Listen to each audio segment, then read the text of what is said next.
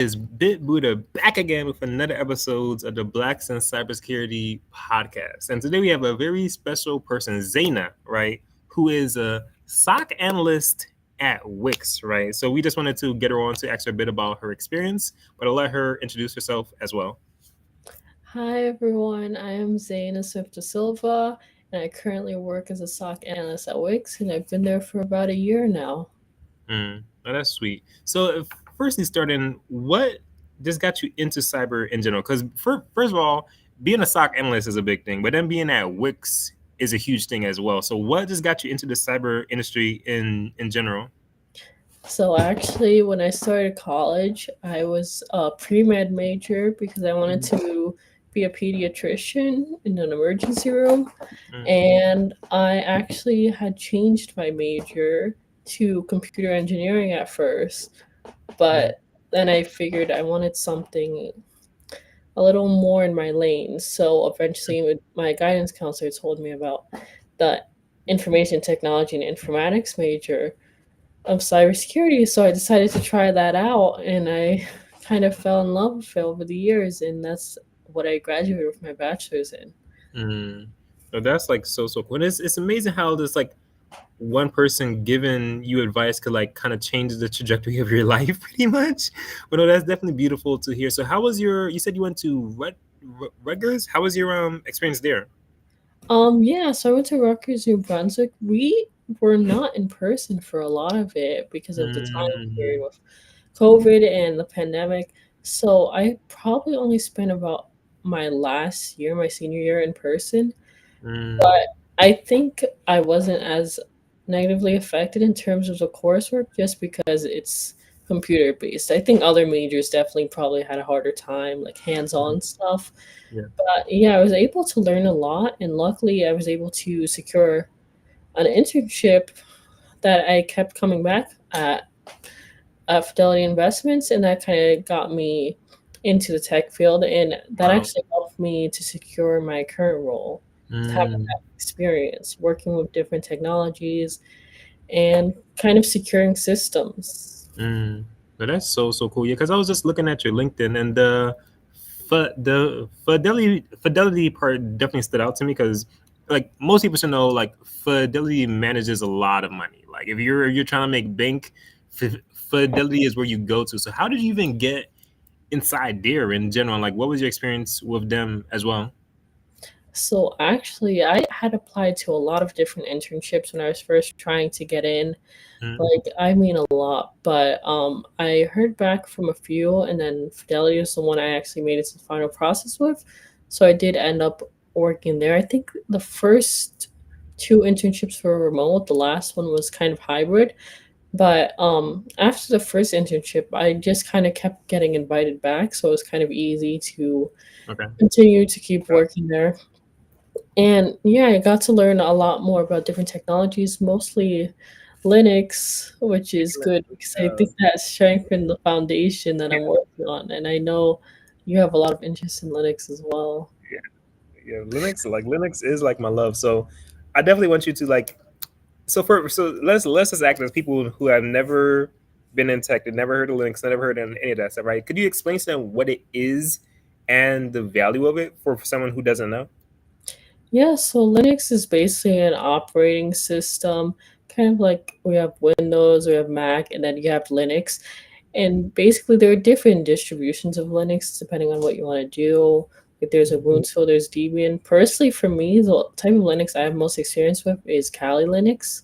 So, Um, it's primarily for hacking and mm, offensive pen testing, and it kind of comes preloaded with a bunch of hacking tools.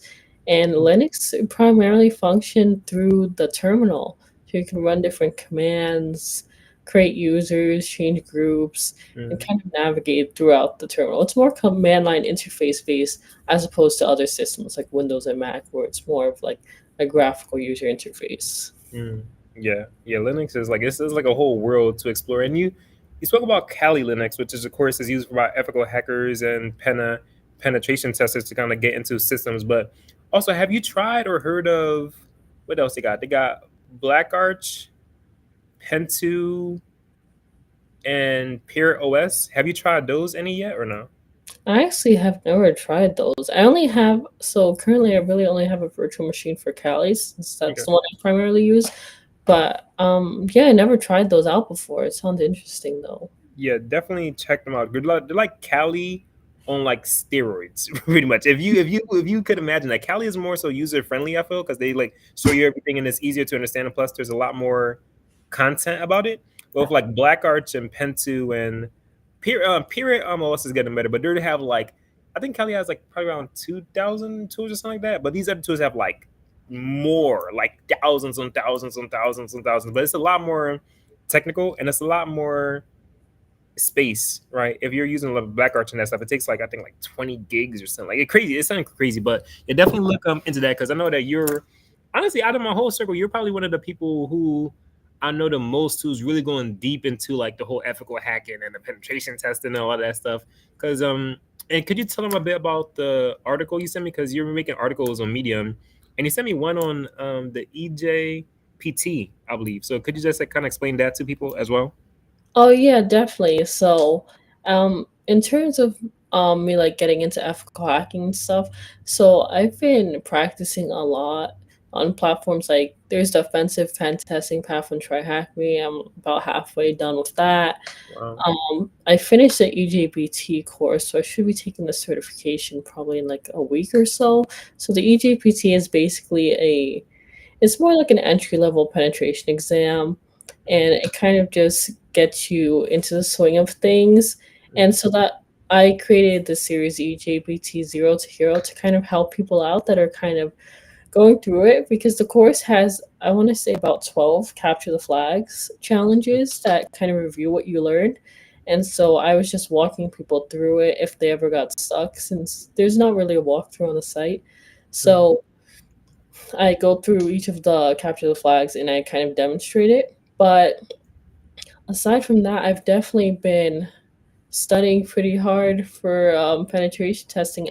After I finished the EGBT, I'm definitely going through the certified penetration tester path on Hack the Box, which I think will help me for the OSCP, which Hopefully. for those of you who don't know, it's a very more advanced level level testing certification, Yeah, but it's kind of necessary to get past a lot of HR yeah, um, requirements, and then definitely Port Sugar Academy, which is 100% free. It teaches you all about web application pen testing. So I'm going through that, and at the end, I believe there's a certification you get, Burp Suite Certified Professional or something of that nature. mm, So definitely going through that course as well. So yeah, I'm just trying to use all the resources yeah, because I definitely want to go full blown penetration testing route. yeah. I love this because I feel like we could just go so deep into like the weeds so quickly because this stuff is actually really interesting to me as well. But like let's backpedal a little bit, right? So for people who never heard of any of these or like never heard of any of this, so at first, what is an ethical hacker? What is a penetration tester? It's like what is that? Like what do they do? Like who is that? Like what is that? What is their day to day like? How does that look? Okay, so basically, a lot of times people think that when you think of like a hacker, you probably think it's like someone doing criminal activity or it's illegal, which I Mm, mean, I guess it can be if you're doing it without permission, but really what an ethical hacker is, it's essentially, so let's say a company will hire someone to hack their website, hack their systems, so that they can find flaws and patch them before the actual bad hackers find them. So it's kind of like you're thinking like an attacker to kind of beat the actual bad hackers to the chase and kind of figure everything out first. mm. Got it. And like no, that's really cool. And the EJ, so from your understanding, because we know that there's a lot of certifications in the cyber industry in general. So if someone that wants to be an ethical hacker or a penetration tester, is the EJPT like the first thing? Like what is the first like most entry level certification? Well, I from what I can understand, I think the cyber mentor, I think Yeah, Heath Adams, he let's has go. PJPT, which Yeah. stands for Practical Junior Penetration Tester. So I think that's probably on par with like a good place to start because I know that he has a lot of in-depth courses, which is good. Yeah. But probably if you're first starting out, there is a very junior penetration level path. I don't think it comes with a certification, but it's a path on TryHackMe, which Mm, teaches you like the very, very basics, like navigating the Linux terminal, mm. um, certain attacks. I think to if you're really starting from scratch, I think TryHackMe is the best place to learn. Since Hack the Box is a little more involved. Yeah. Yeah. I would definitely agree on that as well. Like try hacking, like literally, like my friend reached out to me like yesterday. They said, "Oh, like could you send me different cyber stuff?" I'm like, "Try hack me" is like the first thing I send anybody, honestly, because I feel like it just he just jumps straight into it and it's hands on as well. So I would definitely recommend that, as she did, and also Heath Adams, a cybermancer. Shout out to Heath, bro, because I remember watching his videos because he was had videos on like OSINT, on ethical hacking, and I was just like I remember. So I downloaded the videos on my phone because at the time the spot I was at, I was in Ecuador.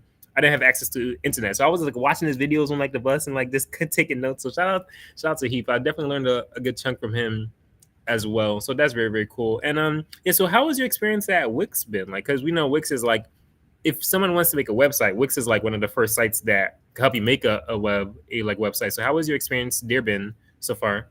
Oh, it's definitely been an interesting experience because so it's well, I'd say it's like my first real role out of college, like not an internship. Mm, So I think that it's definitely been a learning experience, mostly because as I do intend to pivot into red, I think it's kind of interesting to see the like so blue team is what I do. SOC analyst basically stands for Security Operations Center. So we have to monitor alerts as they come in, and the alerts can be on different things like let's say a user downloaded some file onto their computer and it contained malware. We kind of have to be like detectives and kind of figure out what file they downloaded, where they got it from. If the file is malicious, look into that. Research, did it execute anything else? Is it um, having persistence on the computer, which is basically like, is it still having a foothold on the host even once you delete the file? So it'll be things like that. And I think it's kind of good to kind of see the blue side because knowing what you see when someone could try to attack the system probably will help you with the pivot to red team more because you kind of see both sides. Some people just know one side, so I think it's beneficial. mm. Yeah, definitely agree. It's definitely beneficial to know both sides. And we were speaking about this before as well, but I think to say, in terms of like the amount of roles they have, it's like a 1 to 10. There's like for every one red team role, there's like 10 blue like team roles. So it's just not easier to get into, but I feel like it's a well, in a sense, it's probably easier to get into than the full red team side. So you got to start somewhere. But no, that's definitely beautiful. And what tools are you using the most, right? Because I know there's a couple tools out there, but what tools are you using the most in your day to day? So honestly, above all else, I use Splunk Cloud, and we kind of craft together SPL, which stands for like Splunk Processing Language.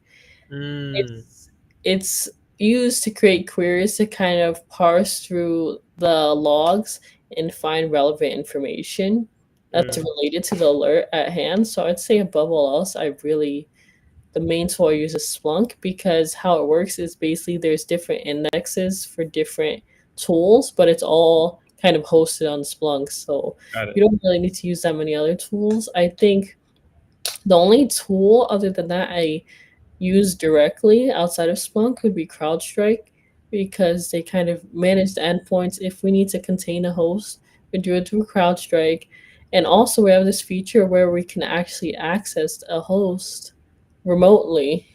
Anyone's host, we can access it remotely and kind of go through their browser directory, get search history, anything that can Mm, be relevant to investigations. So that's helpful. And also Google Admin, which we use to kind of go through people's emails. If there is any kind of phishing email that can be sent out, investigate it, check the IP it was sent from, links, and all of that stuff. But I would say above all else, mostly Splunk. Splunk, yeah, yeah. Like that's one I hear about very, very, very often. I've never used it myself, but I know it's something I gotta look into. Have you ever used what they call it, like Sentinel One or Q like Radar? What's the other one? Sentinel One, Q Radar, Proofpoint. Have you ever used those? No, we actually don't use those at my job. I guess other companies probably use them, Okay. but Yeah, because yeah, different companies have different like stacks and like programs they use, but I believe they do something like similar to like what Splunk is doing yeah, as well. So that's really, really cool. And you said CrowdStrike. yeah, as well. definitely CrowdStrike for sure for endpoint management. Yeah, it's so interesting. With Sentinel One, it's probably similar with Splunk, but you could literally like see thousands on hundreds of thousands of different endpoint. Well, an endpoint is basically a laptop or a phone or anything like a user is using. Pretty much, that's what like Yeah. an endpoint is. It's funny because once you get into cyber, the terms change, right? For normal people, like you mean a laptop? Yes, a laptop, but we call it endpoint in the cyber industry. I remember there was like you could like track like hundreds of thousands of them at the same time. And when I first saw that, I was like, "Whoa, this is so powerful!" And with Splunk, do they have agents? Because I know with Sentinel One, they will put this thing on the computer where basically like tracks everything in the background, and you it's basically on every single computer. So with Splunk, is it similar? So we have like you can there are ways to depending on the index you're looking on. So let's say you're in Splunk and you're looking at the CrowdStrike index, you Mm. can look at the user agent that the Mm. user is using, and you kind of Wow. parse their information using that, or Wow. you can use their agent ID, Mm. which kind of is another way to identify the individual host. So I think it makes it easier to kind of parse through the logs by using like more specific information. Mm. Wow, that's it's so like all this cyber stuff is so cool to me, honestly. Because like the more I learn, the more cool it is to me. Actually, so that's cool. And I know you were just at one of the summer camp, right? You were one of the coolest places on earth in a sense. You were at DEF CON and Black Hat on that. And so for firstly, for people who don't know, what is DEF CON and what is Black Hat? And yeah, for as the first, yeah. So, so I was actually it was like a few weeks ago. So first things first, I went to SquadCon and then I went to DEF CON. Mm, I didn't actually go to Black Hat. I don't know too much about that one, but so I guess breaking both of these things down. So SquadCon is basically nested under the Black Girls Hack Foundation, and it is an event to kind of bring in speakers about cybersecurity, um, kind of host workshops. I remember there was a recruiter session with TikTok, and they let you get your headshots taken. You were able to network with different people. I was actually able to meet my mentor from Black Girls Hack. It was a very exciting experience to meet her in person for the first time because we don't live in the same state. mm, But that was about a 2-day event, and it was actually in a hotel I was staying at, so it's pretty convenient. I just had to go upstairs. mm, And yeah, it was a really nice event. And then after that was DEF CON. So DEF CON is basically, I believe, it's the world's largest hacking convention, yeah, from what I yeah, can tell. yeah. So it's there's all different types of hacking areas. There's different what they call villages, which are based like groups based on a certain interest. So like there was car hacking village. They even have lock picking village, which teaches Mhm, you about physical security. They have bug bounty village if you're interested in that. Red team village. They had a blue team village, and I actually liked Packet Hacking Village, and I didn't even plan on going there, but mm, like inside each village, they have different things you could do. You could see talks, you can do workshops, and you can do just different like hands-on activities. I remember at Pack Hacking Village, I was able to create my own network cable from scratch, so that was interesting. And then there was a workshop I created like a botnet, and so I think it was very interesting experience. Like it's a lot of hacking activities going on in one place. I definitely do want to go like there in like the future because And you spoke about Black Hat. From my understanding, Black Hat is like the corporate version of DEF CON, and I believe they're Yeah. made by the same guy as well.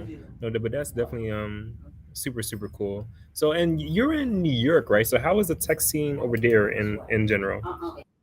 That is a good question. So, I actually am looking to get it more involved in it. I haven't been too involved with it lately because I'm usually working, but probably when I get some free time, especially as the fall season comes up, I'm looking to check out some InfoSec conferences around New York. I know in October they have B-Sides New York, so I could definitely go down there. The B-Sides is basically another cybersecurity convention, and it's local, so it's gonna be pretty convenient. But they have a lot of little smaller conventions and communities in New York related to not just cybersecurity but tech in general. And I feel like that's a good thing to kind of meet other people, even people in other areas of tech too, because you can always like learn from each other, like maybe a software engineer or someone in product management. I feel like you can all kind of learn from each other, and people usually find cybersecurity interesting, especially you tell them more about like ethical hacking. A lot of people seem like very interested in it because it's not a traditional job that people think of. Definitely make sure you go out and like network as much as you can. And speaking about the software engineering part, do you know any programming languages, or are you studying any, or like what languages have your focal point? So I am currently going through Code Academy and studying Python because I feel like that's essential. I used to program a bit when I was in high school and middle school, but I kind of forgot a lot about it. So I'm kind of revisiting that. And another thing is definitely scripting and Bash, which Bash is part of the Linux distribution. It's so very helpful for creating scripts, automating processes within Linux. So I think it was like my senior thesis 2 years ago, I did create a whole course on Bash scripting for anyone that kind of wanted to get started with it.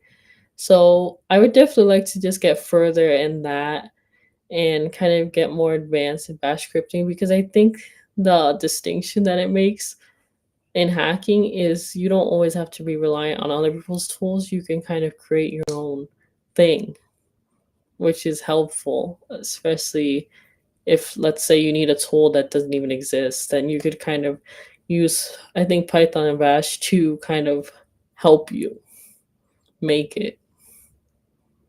Yeah, like Bash and Python. It's funny because that's literally like the first two languages I feel like all cyber professionals are recommended. Because Bash, I love Bash, of course, because it's kind of like integrated into like the Linux ecosystem and family.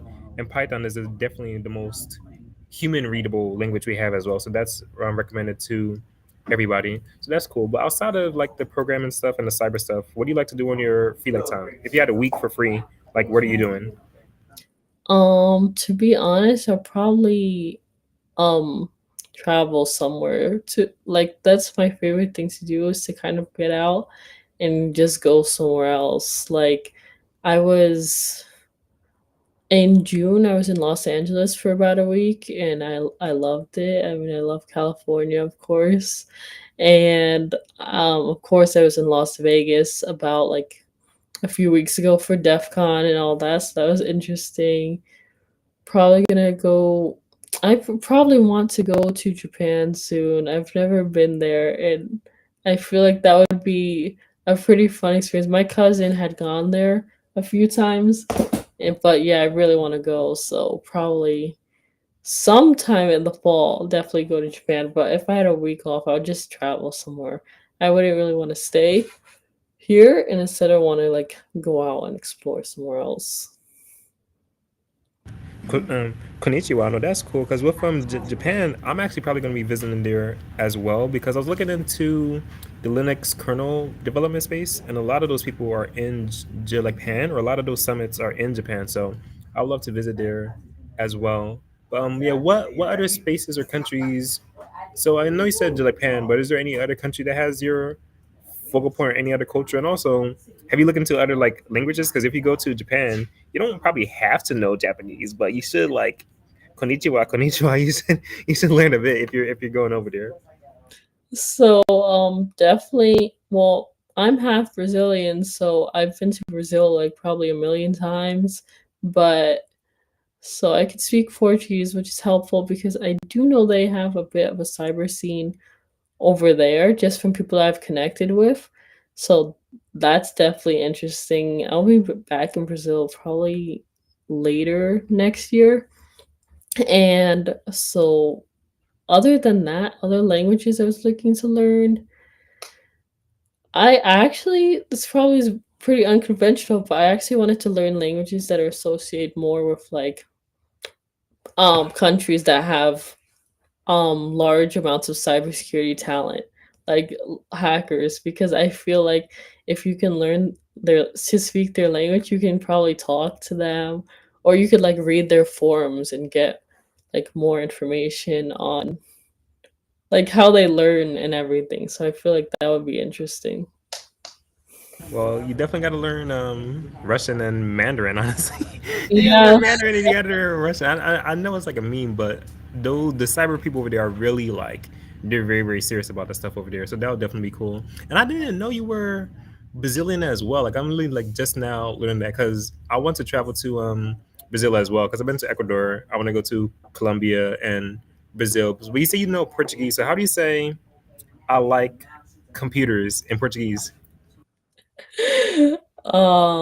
Let's see. I'll be like, eu gosto de. I haven't practiced in a while.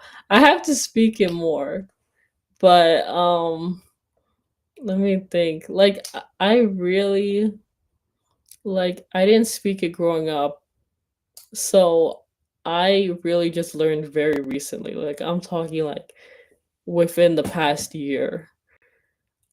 But I think like for me personally, how it works is like I can understand it, but sometimes I feel like speaking it, I need more work. So I just try to practice with my mom, to be honest. But yeah, I mean, it's always helpful to know a different language, but yeah, I need to practice more. I like understand because I gotta practice my Creole more. Like I understand it, but I don't speak it as well. So I definitely do understand that. But and going back to so you're getting your EJPT, right? So after that, tell us more about that process, like the certifications, like you were saying the EJBT, the CPTS. Like could you kind of explain all those certifications to everybody? So, well, yeah, the EGPT is like entry level more so, but so there's a course to follow. So if you're completely coming from nothing, like the course kind of has different labs throughout that can kind of walk you through everything.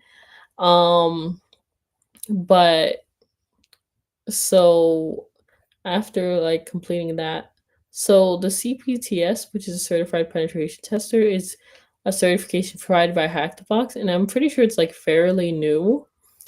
And yeah, it's just pretty interesting, and it's definitely more advanced, but again, it has a course. Like for me, as long as I could follow a course, I feel like I'm okay. Like for me, that's the best learning style. So it covers everything like networking, Active Directory, all that good stuff. So that's definitely a course to go through.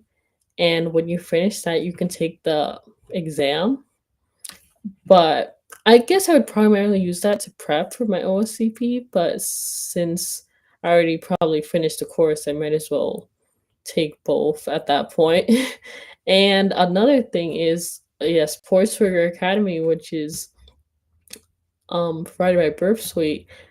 It's free, so all you have to do is make an account, and it walks you through like different types of web application penetration testing, um, types, so like SQL injection, cross-site scripting, which are basically just different types of web app attacks, and they definitely help you like from a beginner standpoint because it's like an incremental order. So it like starts from the easiest kind of attack to understand it, and then it gets progressively harder. But by the end, you should be prepared for the certification they have is the Burp Suite Certified Professional Exam. And yeah, it's definitely something I'm gonna go for. I think taking more time to study for these two exams, the OSCP and the Burp Suite Certified Professional, is worth it because I feel like once you get those, you're kind of have like proof, you know? It definitely helps having like more proof because it's one thing. It's important to know this stuff, right? But especially with the ATS systems and these different hiring managers who don't necessarily do what you do, right? It's important for them to see that little stamp on your like LinkedIn or your resume. So that's definitely very, very important.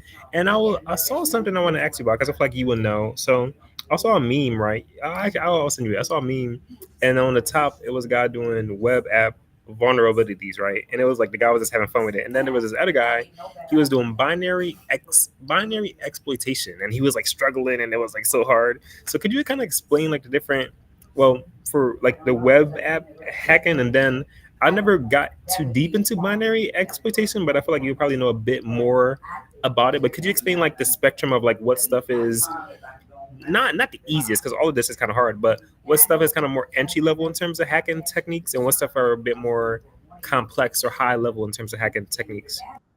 So, I know probably a lot of people probably start off with web application penetration testing just because, from what I've heard, it's definitely more popular for job titles to hack websites. But I actually, when I started with try hacking, I started with more like network and operating system hacking because that's how a lot of the courses were, the paths were structured.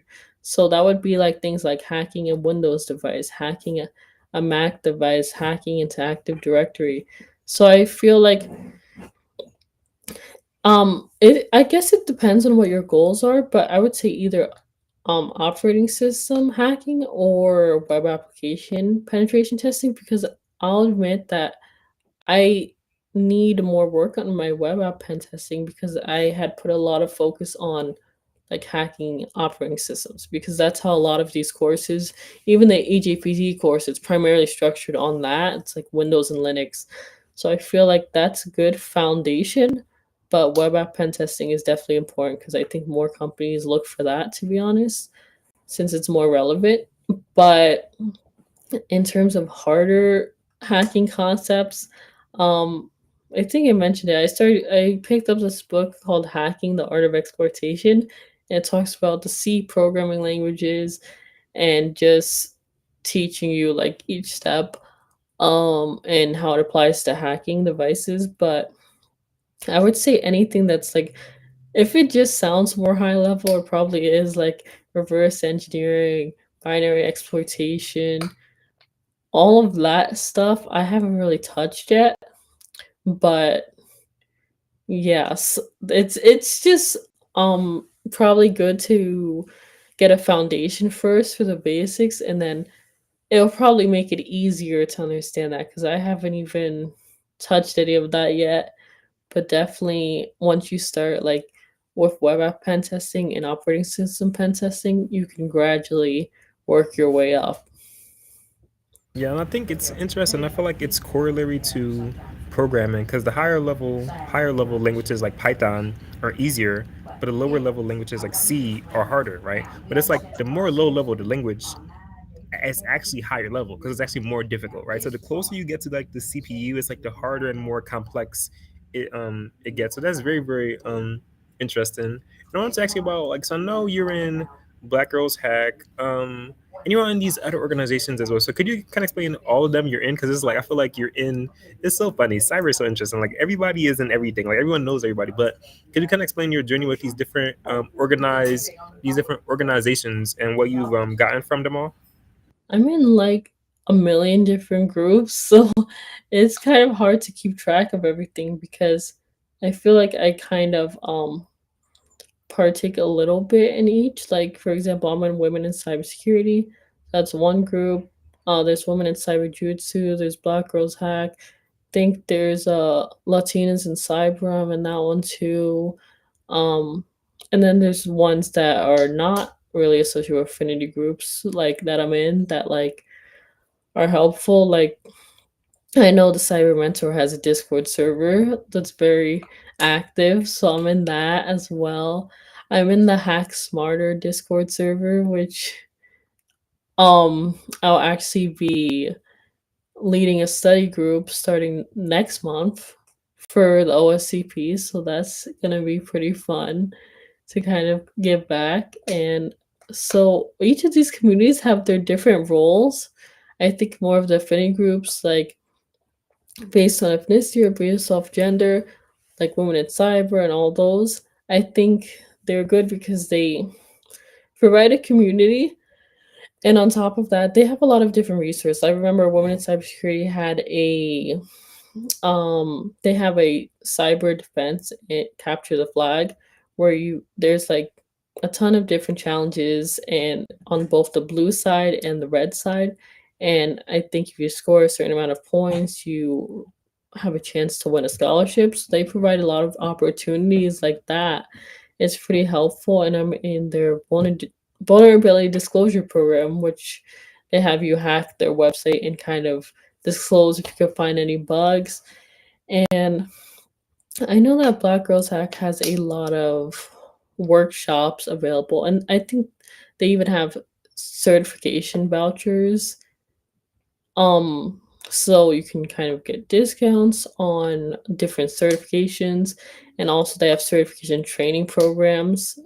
So that's very helpful. So I guess the general consensus is a lot of these groups they provide community, but they also provide a lot of resources that maybe you have a hard time finding elsewhere.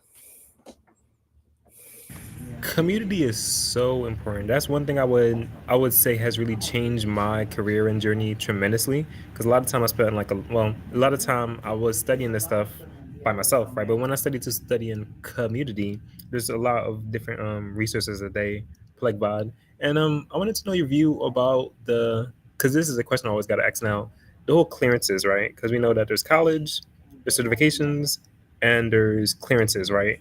What are your view on the whole government side of cyber? Because we know that that's like huge as well. So what are your views on that side of the industry?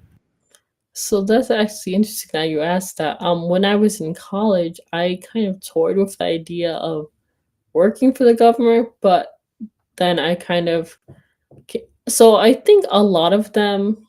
So you need to kind of work in a certain area. I think maybe like I'm not sure if it's like this for all government positions, but like speaking specifically of like the FBI, I was looking at and organizations like that. I think you do have to do training in like Quantico, Virginia, and probably have to kind of be on call to travel wherever.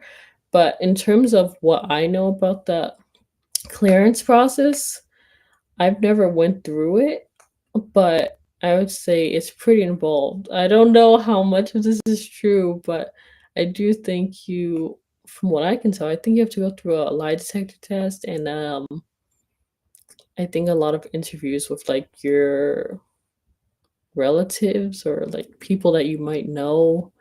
Then, of course, a full background check and things of that nature. I wouldn't mind going through the process to get a clearance just because I feel like it can open me up to more roles. But yeah, I kind of want to see how much of that is true and how much of it is not in terms of the whole process. I think majority of what you're saying, I think it is true, depend upon what clearance you get. But the higher you go, the more like questions they ask. I remember when I first learned about it, I was speaking to my manager about it. They would literally, so I was in Ecuador, right? They would literally send somebody to Ecuador to ask my coworkers and my people who I worked with in Ecuador about me, right? So they're very serious about that, especially the higher up you go in it. And that's it's interesting because I didn't know that the government was this influential in cyber before, but it does make a whole lot of sense. So now you said you got the new book at DEF CON you were just speaking about, but what has your learning mainly been? Has it mainly been like books or mainly try hack me or like what is your main well even now, what are your main sources like studying for all these certifications? So for me, I learn best by going through a course because I feel like a course, it kind of progressively touches upon every area you want to know. And I guess it can get progressively harder, but I feel like courses for me are the best way to learn, not really a free for all. And I think books are interesting, like this book I got, but I definitely think more like courses with hands-on labs is the best combination for me personally. So like that's why I try Hackmei's good, Hack the Box courses are good. Probably like a Hack the Box course with boxes in it rather than just doing boxes because I feel like it kind of all ties together for me. So that's what I prefer. No, like the courses are definitely major because I feel like you gotta definitely have a feel for all of them. You know, like the courses, the books, the college. Like you gotta have a feel for all of them. Definitely. And I know you're a part of all these different organizations, and I know you spoke about Heath Adams, a cyber mentor. But who are other?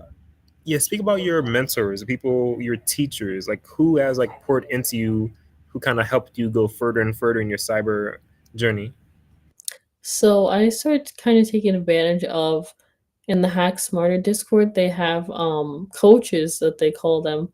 So I did recently speak with one of the coaches, and he really gave me a lot of insight on the industry and the best practices, and kind of said, let me know that yes, I'm like studying the right things. I guess it's just a process, but it's definitely been helpful to kind of talk to someone that's already in the industry because they can give insights you might not get somewhere else. And then I have a mentor for Black Girls Hack, and we met in at SquadCon in Las Vegas, and it was a really fun week.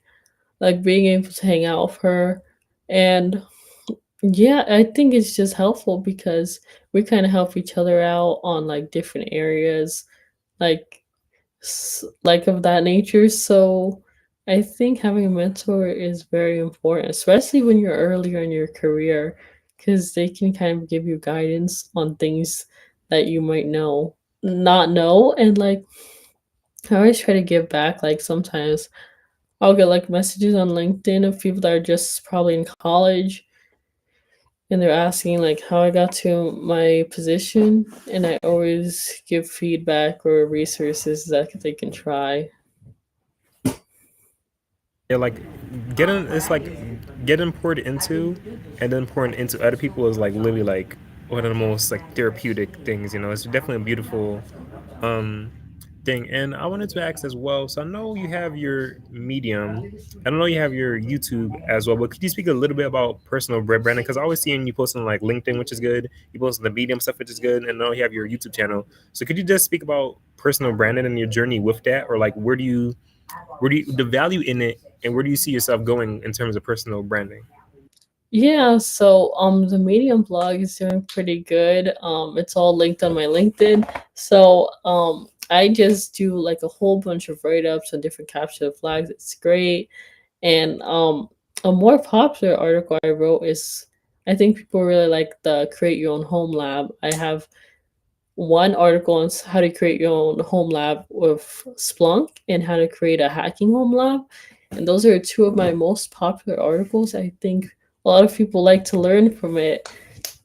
So I'll definitely keep posting on my Medium. I'm actually coming out with like four different series coming up on my Medium, and one is called Expo XSS Exposed. It's supposed to be like a play on words, like cross-site scripting, and it's gonna be like a series on like as I go through Portsfigure Academy, like the different modules and kind of learning about that.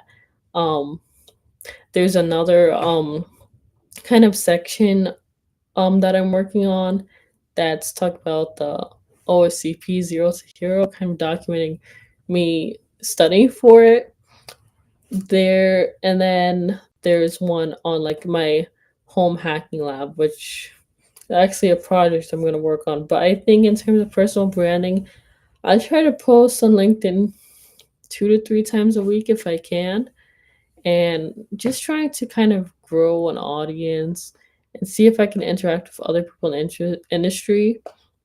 And as far as my YouTube, and I recently created a TikTok account, so I kind of have to blow some dust off of those accounts and kind of post more my YouTube, kind of the similar series that I discussed for my Medium blog, and kind of like have a visual representation of it, not just like a written representation, so I can reach like more audiences.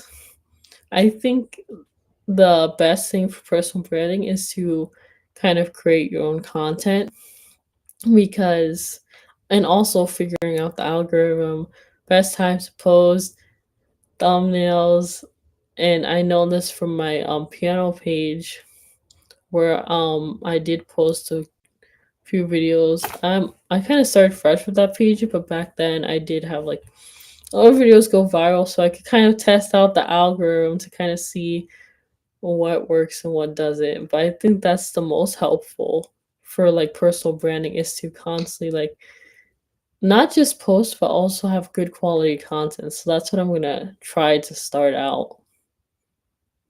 Yeah, like all of that is super important. It's interesting because I feel like different people have different learning styles, right? So some people, the blog, they might gravitate towards that. Some people on TikTok, they need something like the visual. So it's interesting seeing how like, but it's good that you're testing out every single one to find your like niche or like how to maneuver that algorithm. So that's really really cool. And you're speaking about the piano stuff. I want you to speak a bit more about that because remember, like a while ago, like that's one of the first things you shared with me. I'm like, oh, she knows like piano. I actually want to learn like piano too. But could you speak more about that? Like how did you learn piano and what has your journey been with that? Yeah, I've been playing piano for 3 years, 3 to 4 years, give or take. I wanted to start when I was very. I always wish my parents put me in it when I was like four or something, but I didn't start piano until I was way older. So I did it briefly when I was about 12, but then I had stopped. I didn't really start for real again until I was like 17. And then I had taken piano for like 2 years or so. And once COVID happened, I kind of took a break and then I got back into it like last year. And now I have a new teacher. I'll say like 4 years total, but like it's very helpful. I know a lot of people sometimes get intimidated when they see like sheet music. People are saying, "How do you know how to read that?" And I'm saying, yeah, I just have to practice a lot. And like if I compare how I started versus now, it's completely different. Like I'm able to play more advanced stuff for sure, but yeah, a lot of people kind of like it. Like I do know New York has a lot of public pianos, so I'll play for people and people record it. So it's really interesting. But I definitely want to post on that page more. Probably when I get some more free time. But I think it's good because you get like a lot of traction on these accounts too. And piano is just a good, sometimes you need like a hobby that's not looking at a screen since our whole job is just looking at a screen. You need to get away from screens. That's definitely true because especially being in tech and cyber in general, we're really looking at a screen like sometimes 12 hours a day, you know. So having hobbies that are like other things, you know, whether it's like music, languages, exercise, like whatever people are into, I feel like it's very important to have something, just passions in general, because it's interesting. Because of course we're like clearly passionate about the cyber stuff and tech, right? But I feel like it's almost like a fire that could get too warm, right? It's like you're just so deep in it, where it's like you're spending every weekend like hacking this, hacking that, hacking that, and like you just don't leave the house. So it's very important to have hobbies outside of that. And I wanted to hear a bit more about Brazil and your family as well. So like, yeah, tell us about your experiences in Brazil. And are both your parents Brazilian, or do you have siblings? Like, this more so like your family and more about Brazil as well. So only my mom is Brazilian. I I think the first time I've been to Brazil was when I was probably 6. Um, but yeah, so that goes back to like the Portuguese thing. I didn't learn it when I was younger, but I think they were worried that maybe it would be hard for me in school to not speak as much English. But definitely, I think it's easier to learn when you're a kid. I can understand it now, but definitely, I think it's way easier when you're young to learn a language. But so I've been to Brazil a few times.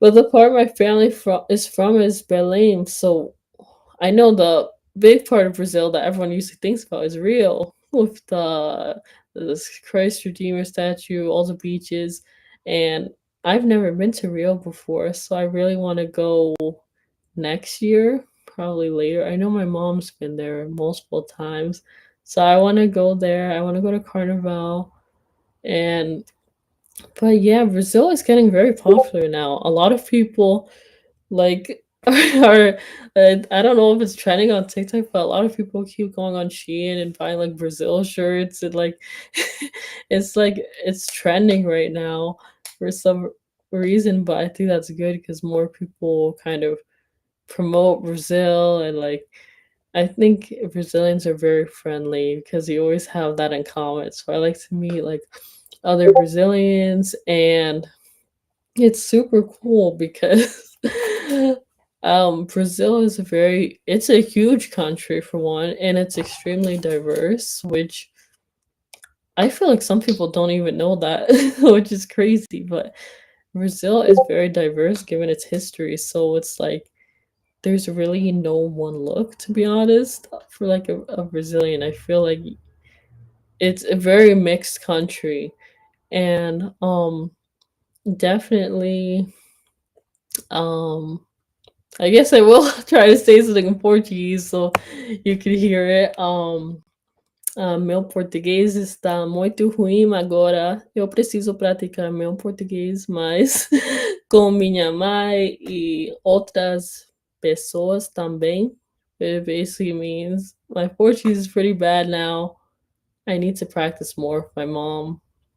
And I was gonna ask you this, if you can understand any Portuguese, because I know uh, I'm I'm not sure if you're fluent in Spanish or, but my because my mom, she can speak Spanish as well as Portuguese, just because people often confuse her as like Puerto Rican or Dominican, so it kind of comes with the territory.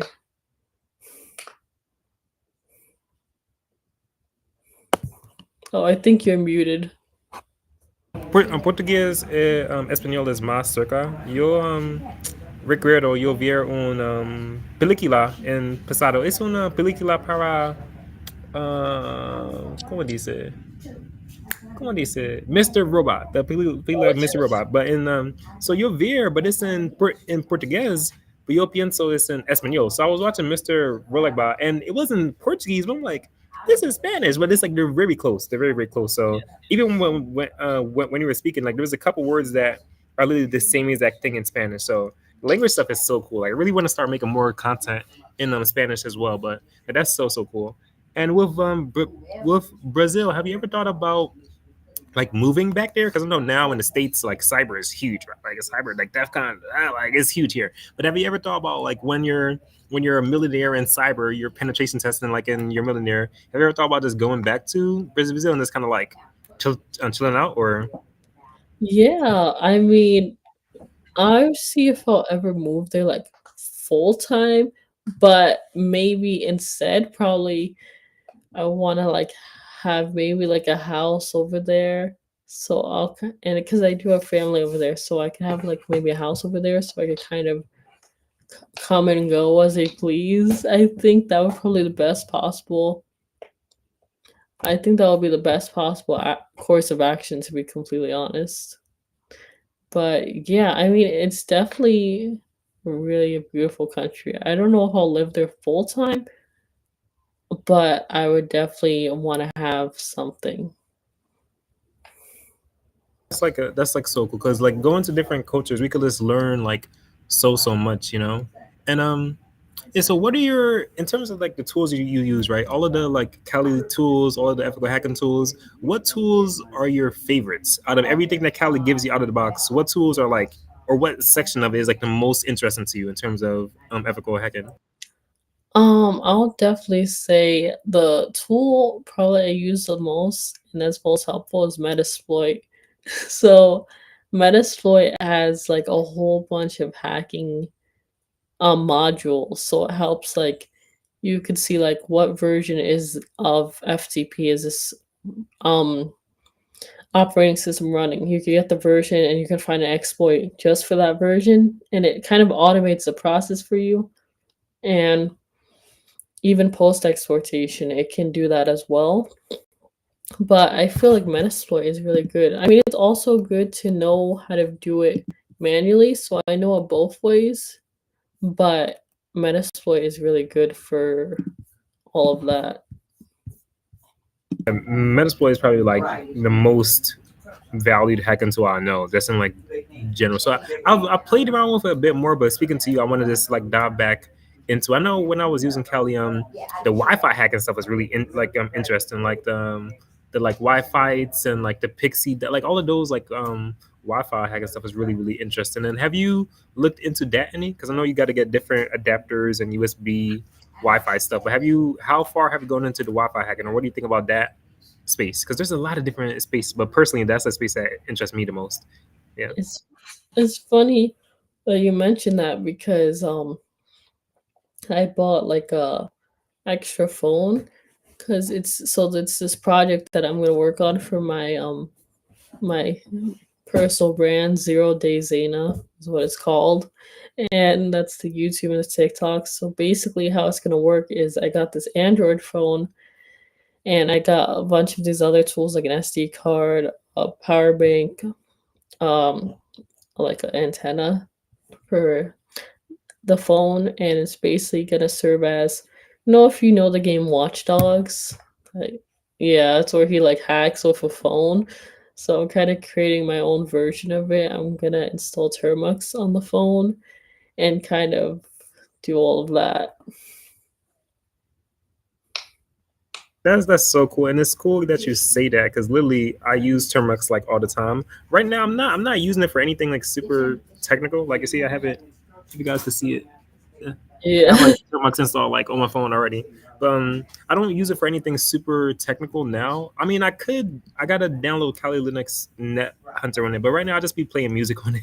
I just be playing music in my terminal. I just like download the files from like YouTube and I'll be playing music in it. But yeah, for anyone who has an Android phone, you could definitely like just install like Termux, and it basically gives you the Linux kind of command line interface like straight through your phone. Because Android is basically like a fork of Linux, pretty much, right? So we have like 3 minutes left, but I wanted to give you time to kind of give a shout out to anyone you want to give a shout out to. Also, I want to hear about what you're grateful for, and just kind of speak about any like projects or links or websites. It's like anything you want to just share to just leave everyone off with. So yeah, guess I'm grateful for like my family and anyone else that's helped me on this journey. Anyone that ever helped me with like mentorship or anything of that nature has been really helpful because it can be hard in this field, especially when you don't really have much connection to people. So I think that would be like one thing for sure. And yeah, it's definitely gonna continue to be a journey. So I do intend on, after I get these certs out of the way, well, the EJPC, then I'm gonna focus more on like content creation. So it will be on my LinkedIn.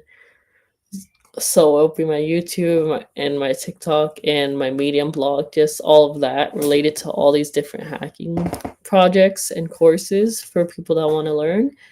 And so that will definitely be helpful. We have the all that good stuff, and I'll be leading the OSCP study group for the Hack Smarter Discord next month, starting next month.